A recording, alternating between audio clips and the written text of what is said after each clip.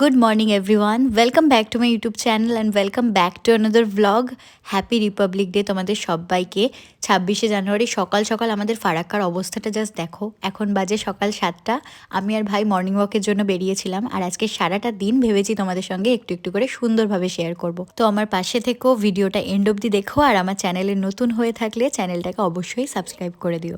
আমি তোমাদেরকে দেখাচ্ছি যে ফারাক্কাতে ঠিক কী পরিমাণ ঠান্ডার কী পরিমাণ কুয়াশা হয়, যার জন্য আজকে মর্নিং ওয়াকের ব্লগটা করা, তোমাদের সাথে শেয়ার করা। এখান থেকে মাঠটার পরিস্থিতি জাস্ট দেখো, দেখো যে গেট দিয়ে বেরিয়ে এলাম গেটটা পর্যন্ত দেখা যাচ্ছে না, কি অবস্থা। হ্যাঁ, বুঝতে পারছো কি অবস্থা ফারাক্কাতে? প্রচন্ড ঠান্ডা, প্রচন্ড। আজকে নয় বলে কদিন ধরেই চলছে এই জিনিস, রোদই দেখা যাচ্ছে না। এই সংক্রান্তি থেকে স্টার্ট হয়েছে। সংক্রান্তির দিন আমরা বেলঘরিয়া ছিলাম, বেলঘরিয়াতেও দেখেছি মানে ওইরকম ঠান্ডা কলকাতায় আমি দেখিনি। মানে ফারাক্কায় যারা থাকে তাদের কলকাতার ঠান্ডাটা ঠান্ডা বলে মনে হয় না, কিন্তু তা সত্ত্বেও এবছর কলকাতায় প্রচুরই ঠান্ডা পড়েছে, আমি যা গিয়ে দেখলাম। আর ওই দিন থেকে আমাদের ফারাক্কাতেও অতিরিক্ত ঠান্ডা পড়েছে, মানে মাত্রাটা ছাড়িয়ে গেছে মনে হচ্ছে। মানে দুয়ারে দার্জিলিং এসছে। ও বাবা, পুরো ফগগুলো মুখে লাগে। হ্যাঁ হ্যাঁ। আর গান্ধীঘাটের অবস্থাটা জাস্ট দেখবো আজকে। আমরা ডেইলি যাচ্ছি, কিন্তু এই কিছুদিন মানে বিশেষ করে মোটামুটি 7-8টা দিন আমাদের বন্ধ ছিল, কেননা এর মধ্যে না হাঁটতে বেরোনো যাচ্ছিল না।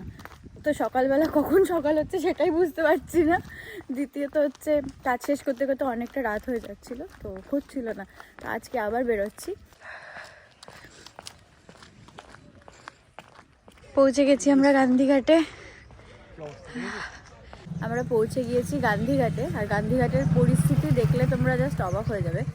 আশা করি সব জায়গাতেই এরকমই পরিস্থিতি, কিন্তু ফারাক্কার ঠান্ডাটা যেন অতিরিক্তই হয়, যেহেতু চারিদিকটা জলে ঘেরা, মাঝখানে থাকার জায়গাটা ব্যারেজটা, সেই কারণে প্রচণ্ড ঠান্ডা হয় প্রত্যেক বছর। মানে আশেপাশে যে কোনো এলাকায় যেরকম ঠান্ডা তার থেকে দ্বিগুণ ঠান্ডা ফারাক্কাতে হয় প্রত্যেক বছর।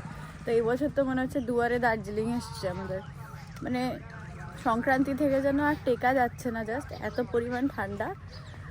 বাট সবার কাজ তো করতেই হবে। গান্ধীঘাটে পৌঁছে আজকে আমরা ব্রিজের দিকটায় হাঁটতে যাইনি, আজকে আমরা গিয়েছিলাম শ্মশানকালী মন্দিরের দিকটাতে। তো ভাবলাম এই সুযোগে মন্দিরে প্রণামও করা হবে, কিন্তু আনফর্চুনেটলি সকাল সকাল শ্মশানকালী মন্দির খোলাই ছিল না।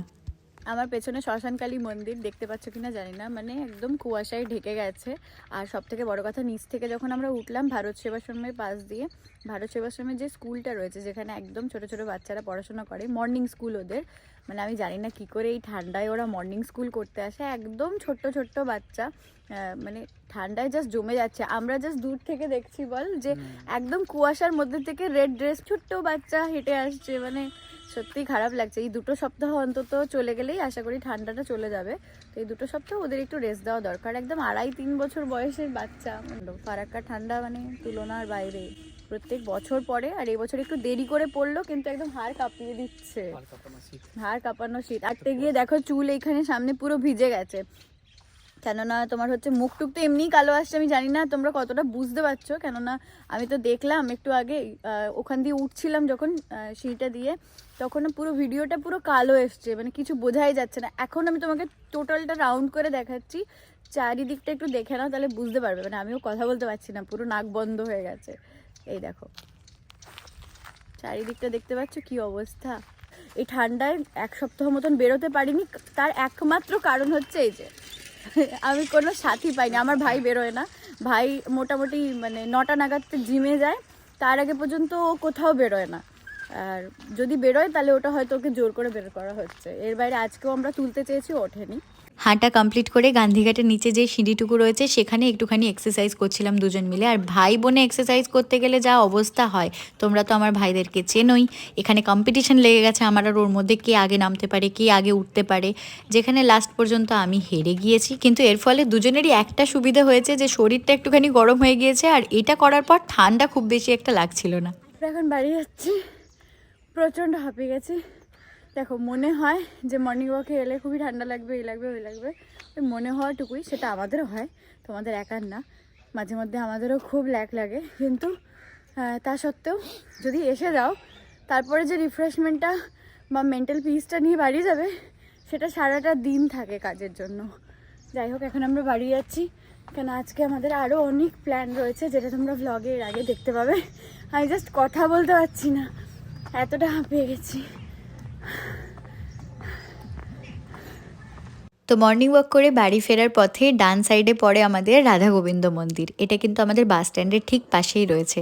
যাওয়ার পথে দেখলাম এখানে আরতি চলছে, ভোগ দেওয়া চলছে, তো দর্শন না করে কি করে বাড়ি চলে যাই, তাই ভাবলাম তোমাদের সাথেও শেয়ার করি আর আমি নিজেও দর্শন করি রাধা গোবিন্দকে। এখানে যিনি ছিলেন উনি খুবই নিষ্ঠা সহকারে পুজো করছেন, আবার দেখো রাধা গোবিন্দকে কি সুন্দর চাদর পরিয়ে রেখেছেন।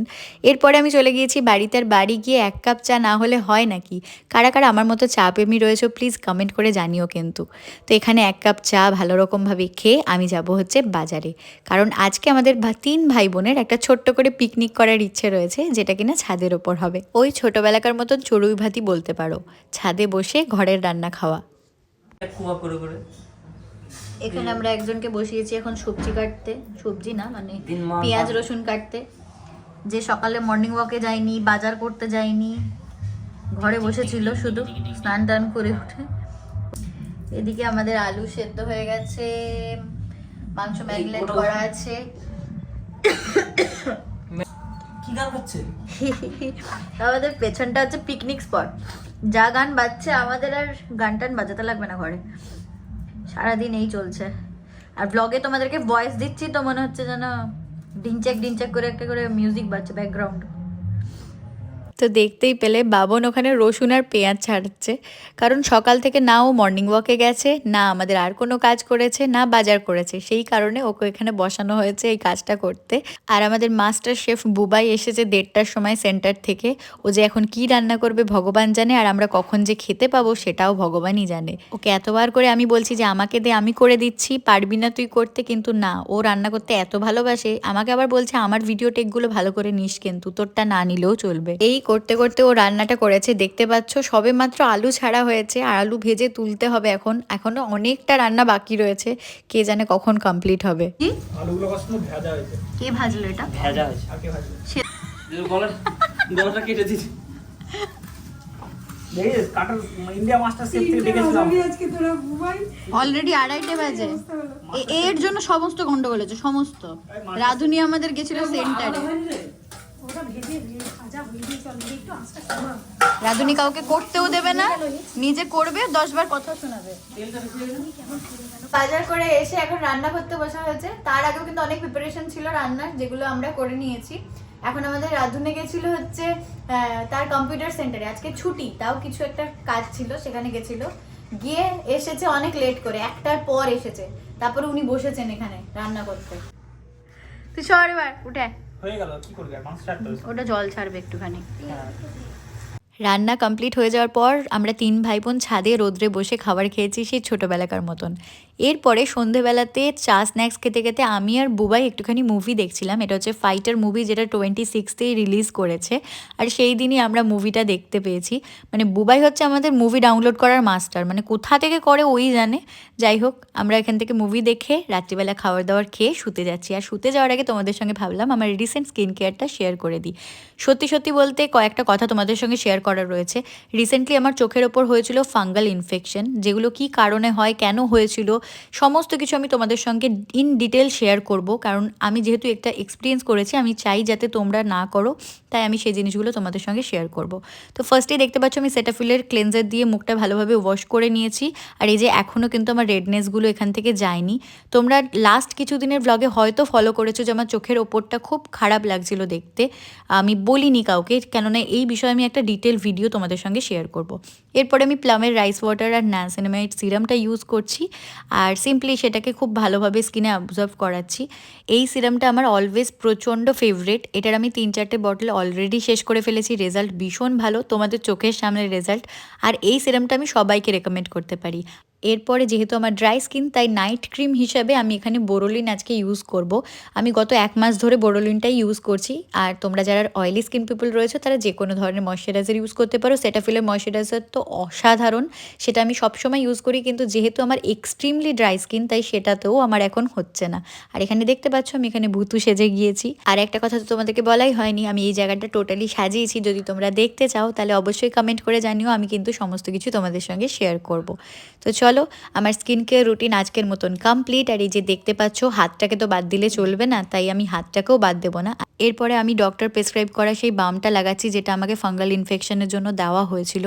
এটা কিন্তু ভীষণই ভালো, মানে মোটামুটি 4-5 দিন লাগানোর পর থেকে আমি রেজাল্ট বুঝতে পেরেছি যে কম হচ্ছিল। যেই ইনফেকশনটা আমার প্রায় 2 মাস ধরে চলছিল আর প্রচণ্ড কষ্ট পাচ্ছিলাম, আমি চোখের পাতার ওপর জ্বলে যাচ্ছিল, সমস্ত কিছু আমি তোমাদের সঙ্গে শেয়ার করব পরে। যাই হোক, সেটা কিন্তু এটা লাগিয়েই আমার কমে গিয়েছে। এরপরে সিম্পলি আমি বডি লোশন ইউজ করে নিচ্ছি। অ্যাকচুয়ালি নাইট স্কিন কেয়ার বলে কথা, রাত্রিবেলাতে স্কিন যেমন হাইড্রেট করছি, ফেসের স্কিন সেরকম বডি স্কিনও কিন্তু হাইড্রেট করা ভীষণ জরুরি। এরপরে ইউজ করেছি মেভলিনের লিপ বামটা। আর এই ছিল আমার আজকের নাইট স্কিন কেয়ার রুটিন। তোমাদের কেমন লাগলো জানিও। চ্যানেলটাকে সাবস্ক্রাইব করতে একদম ভুলো না। আজকে আসি, টাটা, টেক লাভ।